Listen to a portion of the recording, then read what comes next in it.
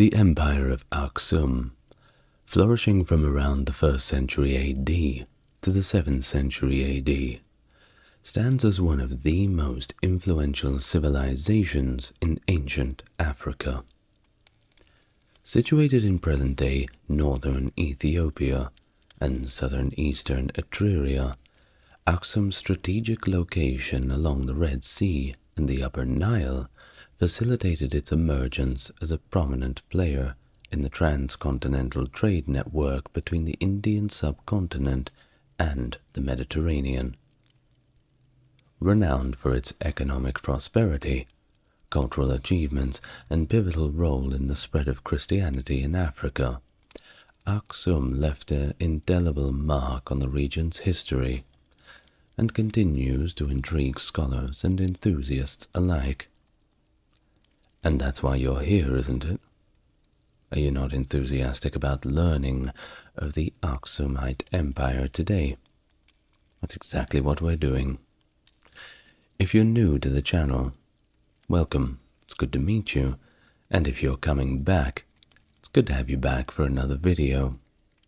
If you'd like to support the channel, you may only follow the links in the description and comments to the Patreon.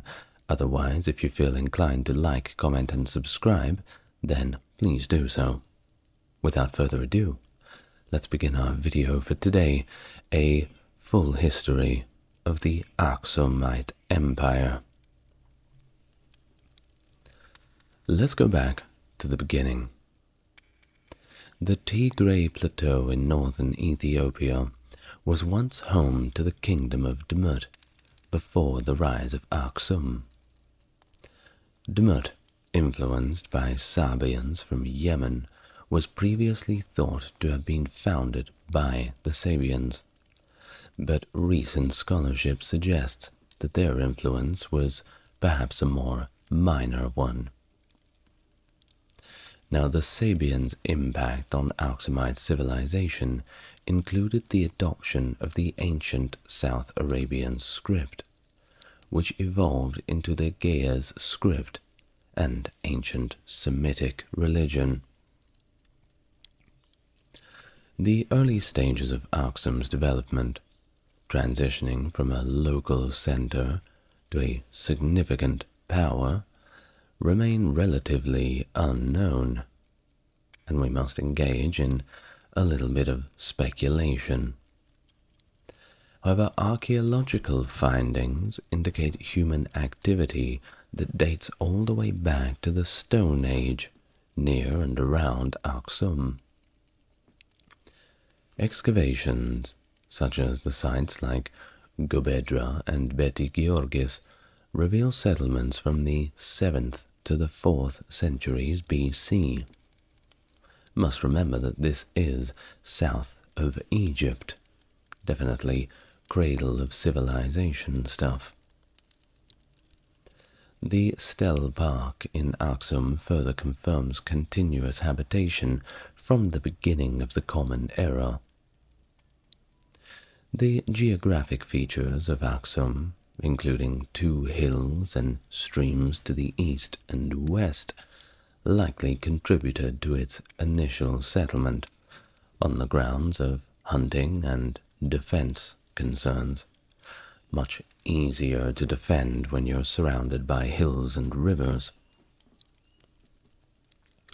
Archaeological evidence suggests that the emergence of the Aksumite polity between 150 BC and 150 AD. District kingdoms with large nucleated communities and evidence of elite residence, giving us proof of a social hierarchy, existed in the very earliest stages of Aksum. Scholars have proposed that Aksum may have operated as more of a confederacy, led by a district-level king who held sway over other smaller kings with less power and influence. Now, the absence of a single royal lineage suggests succession was rather based on consensus rather than hereditary principles. So, as we explore further into the mysterious beginnings of Aksum, I remind you that it's a rather complex interplay of cultural, political, and social factors that shape the trajectory, but most of our records are coming from archaeological sources rather than written sources. So at the time of making the video, the 23rd of March 2024, this is basically what we know about the civilization. Don't come back in 10 years' time and tell me how wrong I am about a certain thing if we have made a different discovery in that time. Now I digress back to the topic. The earliest historical record of Aksum comes from the periplus of the Erythraean Sea, believed to date around the mid-1st century AD. And this source was effectively a trading guide. Aksum is mentioned alongside Adulis and Ptolemies of the Hunts as part of the realm of Zoskales. The region was noted for its production of ivory and also tortoise shells, among other smaller commodities. King Zoskales, who had received a Greek education, suggests the presence of Greco-Roman influence during this period. The periplus indicates that Aksum was already involved in transcontinental trade between Rome and India, highlighting its significance in the ancient trade world. And you will find this with many of those smaller kingdoms along the road, especially kingdoms that were developing along the Silk Road above northern Mesopotamia, effectively acting as middlemen trade agents, whether it be between the Indian subcontinent or all the way to Han China in some later times. Now, Aksum's control over Adulis facilitated the exchange of Ethiopian goods for imports from abroad. References in works like those of Pliny the Elder also attest to this port. Located 3 days' journey from the ivory market at Koloe, which is itself at least 5 days' travel from Aksum. This trade route across the Red Sea, connecting the Roman Empire with India and Ceylon, Ceylon being the old name for Sri Lanka, was crucial for Aksum's economic prosperity. The city flourished by exporting various commodities, such as the aforementioned ivory and tortoise shell, but also rhinoceros horn, with additional items like hippopotamus hide, live monkeys, and also, of course, slaves, which was mentioned by Pliny in his writings on the kingdom. By the 2nd century AD, Ptolemy's geographer described Aksum as a powerful kingdom, indicating that its influence was growing and would continue to grow in the region.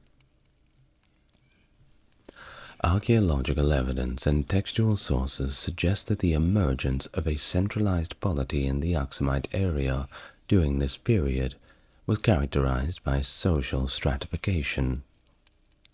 By the early 4th century AD, the Aksumite state had become well established, boasting urban centers, an official currency also minted in gold, silver, and copper, and also an advanced agricultural system. Of course, with all of this, you had to have something to protect it, and Aksum, too, had a formidable military. May I not remind you that the Egyptians in earlier times were taking warriors from places like Nubia, parts of sub-Saharan Africa, as they were quite fierce on the battlefield. Well, Aksum was no exception to the rule. Around 200 AD, Aksumite interests expanded into southern Arabia, with evidence suggesting their presence in Al-Mafer.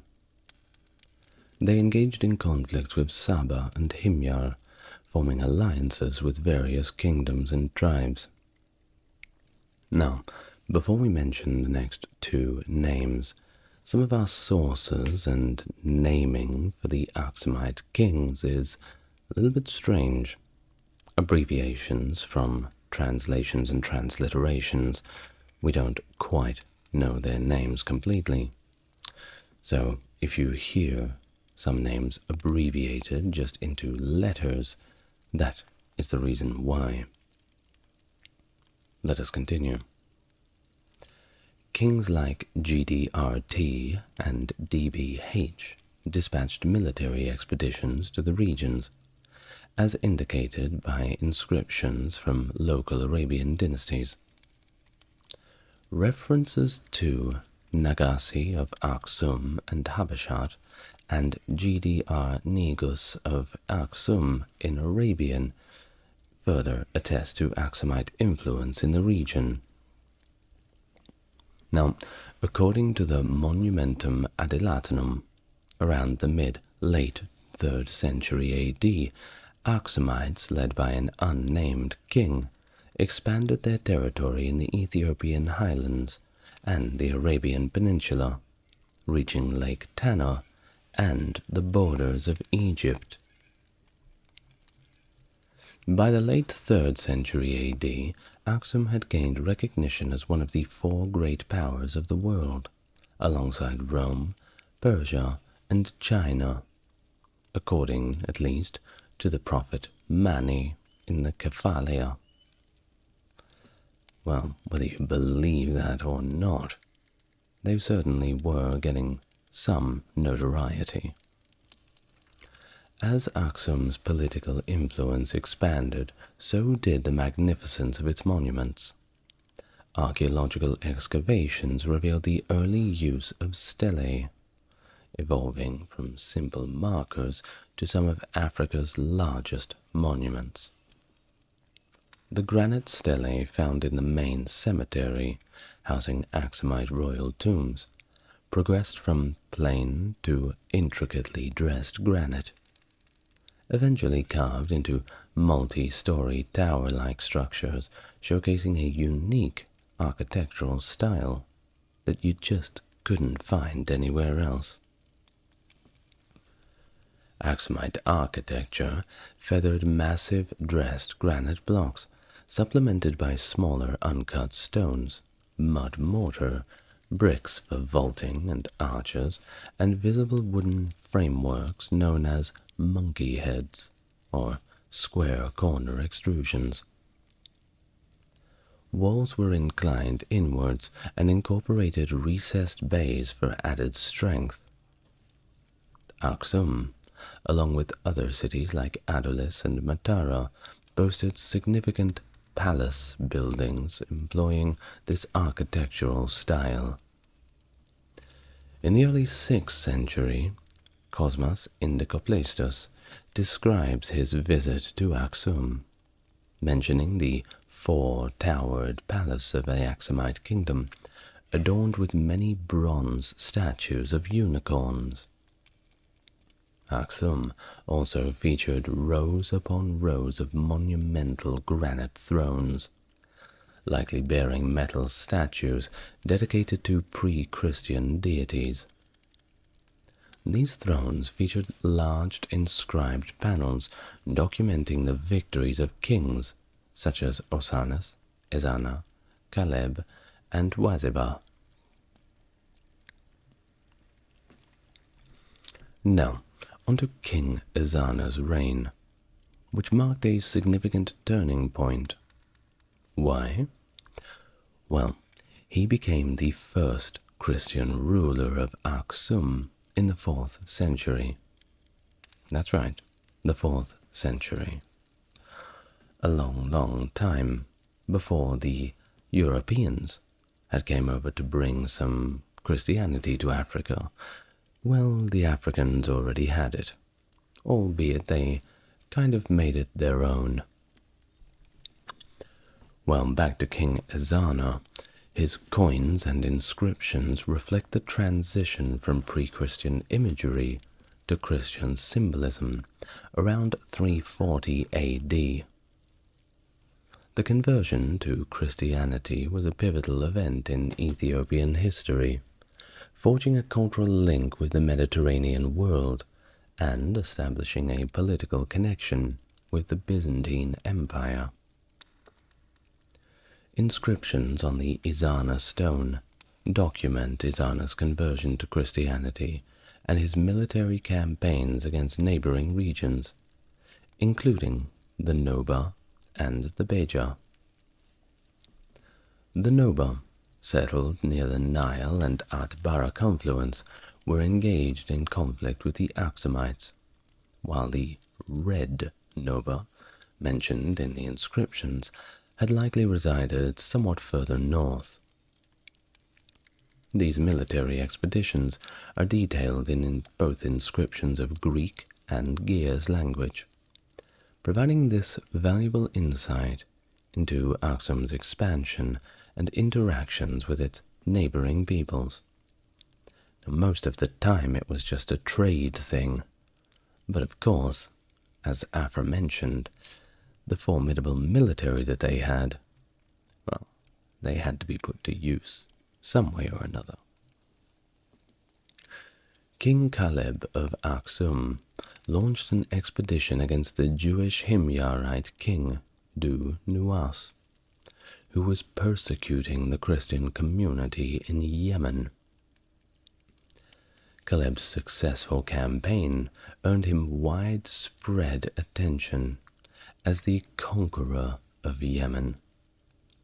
He expanded his royal title to include the kingship of Hadramaut in southeastern Yemen, as well as control over the coastal plain and highlands, along with all their Arabs, demonstrating the extensive reach of Aksum's influence across the Red Sea into Arabia.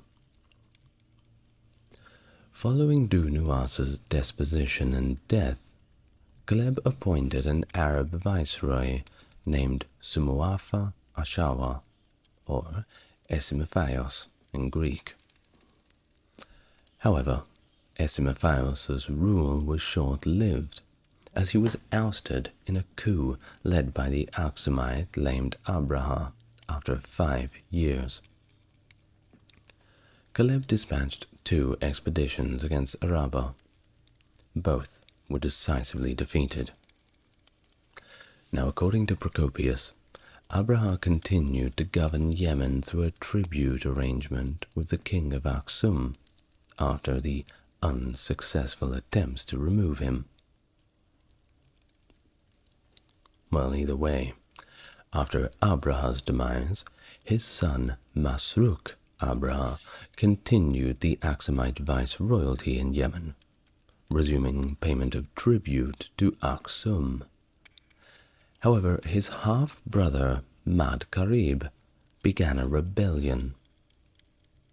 Initially seeking assistance from the Roman Emperor Justinian the Great, Mad Karib turned to ally with the Sassanid Persian Emperor Khosrau I after being denied Roman support.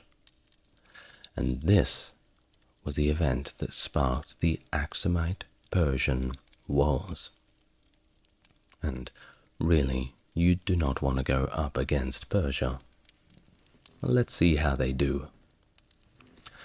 Khosrau dispatched a fleet and an army under Commander Vares to overthrow the king of Yemen. The conflict culminated in the siege of Sana'a, the capital of Aksumite Yemen, resulting in its fall in 570 and the death of Masruk. Mad Karib's son, Saif, ascended to the throne, but in 575 another war erupted after Saif was killed by the Aksumites. Varez led a Persian army of around 8,000, ultimately ending Aksumite rule in Yemen and establishing himself as the hereditary governor. Well, these conflicts signaled a decline in Aksum's authority and resources, potentially marking the beginning of its decline as a major power. Like I said, going up against Persia, at any time, in any place, well, you better be well prepared. The Aksumite trade in the Red Sea likely faced challenges due to the Persian conquests in Egypt and nearby Syria, followed by the defeats in Yemen, which were still stinging quite a lot. Well, however, a more significant impact occurred with the advent of Islam in the early 7th century and the expansion of the Rashidun Caliphate.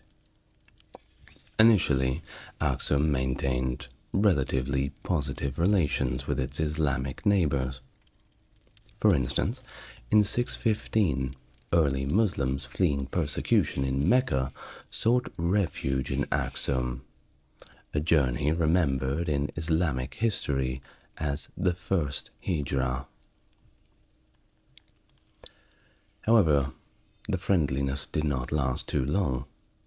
Tensions rose in 630 when Muhammad dispatched a naval expedition led by Umar against al-Habash, known as the Expedition of Alqamah bin Mujaziz, leading to strained relations between the two regions. Trade with the Roman and Byzantine world halted as the Arabs seized the eastern Roman provinces. Consequently, Aksum experienced a decline in prosperity due to increased isolation, eventually ceasing the production of coins in the early 8th century. Think about the trade situation. Egypt, directly north of them, were effectively a Muslim caliphate by now. Very difficult to get through there. Constantinople was very far away and covered in a layer of Muslim lands, effectively surrounded on all sides. And this was quite before the Suez Canal, so you could not just sneak through. Well, simultaneously, the Aksumite population sought refuge farther inland, in the highlands, for protection, abandoning the city of Aksum as the capital. Despite all of these setbacks, Arab writers of the era continued to depict Ethiopia, and I say Ethiopia as by this time it was no longer referred to as Aksum, as a vast and formidable state, albeit one that had relinquished control of most coastal areas and tributaries. While territory was ceded in the north, gains were also made in the south. And although Ethiopia's economic power waned, it remained a destination for Arab merchants. Subsequently, the capital was relocated southward to a new site known as Kubar. The Arab scholar Yaqubi was among the first to mention this new Aksumite capital. Its precise location, likely in southern Tigray or Angot, still remains somewhat unknown. Additionally, a famine had struck Ethiopia in the 9th century, with Coptic patriarchs attributing to the nation's plight to warfare, disease, and insufficient rainfall. During the reign of Degnadian in the 9th century, the empire continued expanding southward, engaging in missionary endeavors beyond Angot. Around 960, according to local history, a Jewish queen known as Yodit or Gudit rose to power and is believed to have defeated the Aksumite Empire, marking a significant turning point in Ethiopian history. While evidence of churches being burned and an invasion during this period exists, the existence of Queen Gudit has been disputed by some Western scholars. Nevertheless, Gudit's conquest of Aksum, characterized by the destruction of churches, persecution and execution of Christians, and a iconoclasm, the destroying of artifacts, is recounted in oral traditions. Accounts of Gudit's origin vary among scholars, with some suggesting a Jewish ethnicity or a southern regional background. According to more traditional narratives, she reigned for 40 years, and her dynasty endured until 1137 AD, when Maratakla Hamyanot overthrew it, leading to the establishment of the Agao-led Zagwe dynasty. Once again, according to oral tradition, Gudit ascended to the power after killing the Beta Israel king and ruled for 4 decades. She marshaled her Jewish army from the Semien Mountains and Lake Tana to sack Aksum and its surroundings, aiming to eradicate the Aksumite dynasty, its palaces, churches, and monuments in Tigray. Her ruthless actions are still remembered by peasants in northern Ethiopia, evidenced by the large ruins, standing stones, and stelae in the region. Gudit's reign also saw the demise of the Aksumite population, which chose mainly to migrate southwards. She is said to have murdered the last emperor of Aksum, which was possibly Dil-Naod, who either went into exile in Shewa or sought refuge with a Nubian Greek ruler, King Moses Georgios. Gudit was then succeeded by Dagnajan, also known as Abnasawu-Dem, according to the Ethiopian tradition. Now, contemporary sources confirm the rule of a female usurper during this period, whose reign ended before 1003 AD. Following a brief dark age, the Zagwe dynasty emerged in the 11th or 12th century, albeit with limited territorial influence. However, Yekuno Amlak, who founded the Solomonic dynasty around 1270, traced his lineage back to the last Aksumite emperor, Dil-Naod, signifying the enduring influence of Aksumite culture and traditions even after the empire's decline. Well, let's talk a little about the culture and society of Aksum and its people. The Aksumite population was predominantly comprised of Semitic-speaking groups, among which were the Agazian, speakers of Ge'ez, identified as the main inhabitants of Aksum and its surroundings. But it wasn't just that simple. Additionally, Cushitic-speaking Agao people inhabited the kingdom also, with historical records indicating their presence within the southern frontier of the Aksumite realm, and they were entrusted specifically with safeguarding vital caravan routes by King Caleb of Aksum.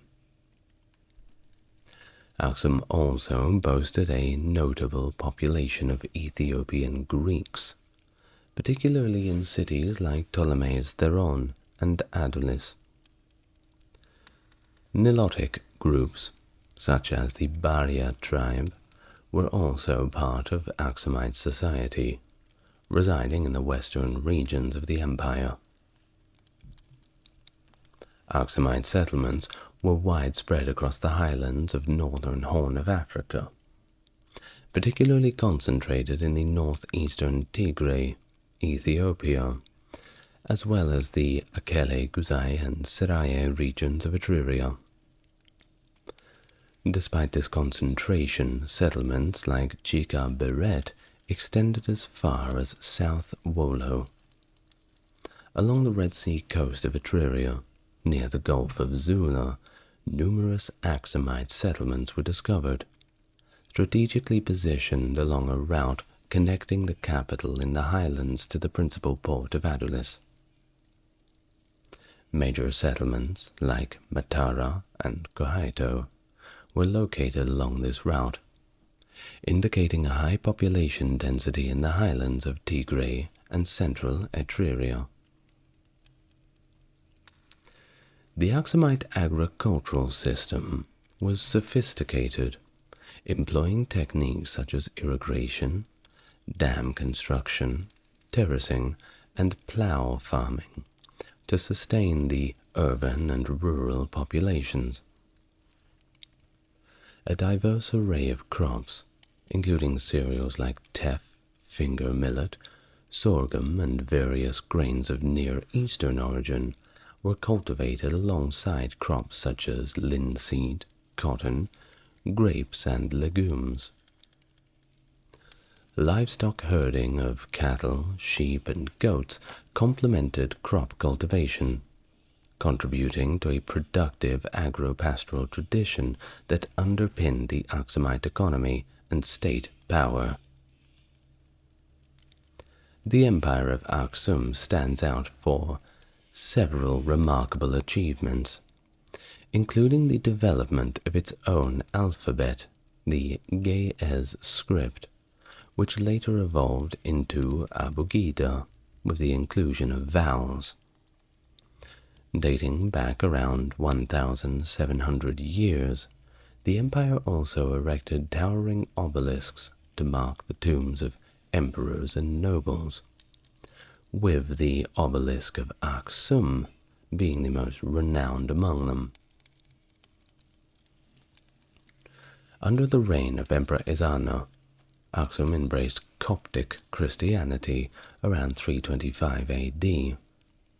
This replaced its former polytheistic and Judaistic religions. The adoption of Christianity laid the foundation for the present-day Ethiopian Orthodox Tewahedo Church and the Eritrean Orthodox Tawado Church. Before this conversion to Christianity, the Aksumites mainly practiced a polytheistic faith, with ties to southern Arabian religions, worshipping deities known as Astar, Beher, and Mahrem.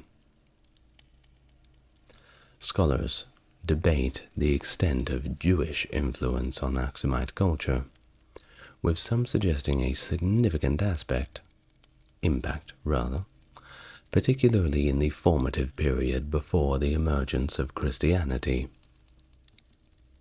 King Ezana's transition to Christianity was pivotal, and it was marked by the replacement of pagan symbols with Christian imagery on coins and inscriptions. Frumentius, appointed Bishop of Ethiopia around 330 AD, played his own crucial role in spreading Christianity within Aksum, although the Church of Alexandria maintained loose oversight, allowing for the development of a unique form of Christianity. The Islamic presence in Aksum dates back to the 7th century, as early Muslim migrants sought refuge from persecution in Arabia. King Ashama ibn Abjar's refusal to surrender these migrants to the Quraysh, the ruling Arab Confederation of Mecca, underscores Aksum's initial tolerance towards Islam, despite being Christian at the time. Later inscriptions in Arabic on the Dakhla archipelago confirm the enduring legacy of Islam in Aksum. The Empire of Aksum played a pioneering role in African history by being the first among the African polities to mint its own coins. Now these coins, inscribed in both Ge'ez and Greek, were issued from the reign of Endubis to Arma, spanning approximately from 270 to 610 AD. Minting coins was a significant declaration of Aksumite sovereignty and equality with neighboring powers. Each coin serves as a historical marker, providing insights into the events and developments of its time. For instance, the introduction of the cross symbol onto the coins following the empire's conversion to Christianity reflects a profound shift in religious ideology. Additionally, the presence of coins facilitated trade, serving as a medium of exchange, propagandistic tool, and a source of revenue for the empire. Now trade was the big thing that Aksum was all about, and it was the main reason why they had all their power in the first place.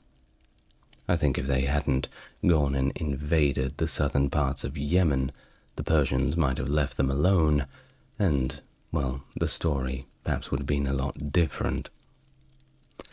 Either way, their trade empire spanned parts of present-day northern Ethiopia and southeastern Eritrea, and it played a pivotal role in the ancient trade network, connecting the Indian subcontinent and the Mediterranean. Well, Aksum, as an empire, thrived on the exchange of goods, all the way from ivory, tortoiseshell, gold, and emeralds, with imported commodities like silk and spices from regions such as Rome, Byzantium, Arabia, and India. And Aksumite emeralds were very popular among the upper classes in these other kingdoms, by the way. But it wasn't simply the materials they had to trade.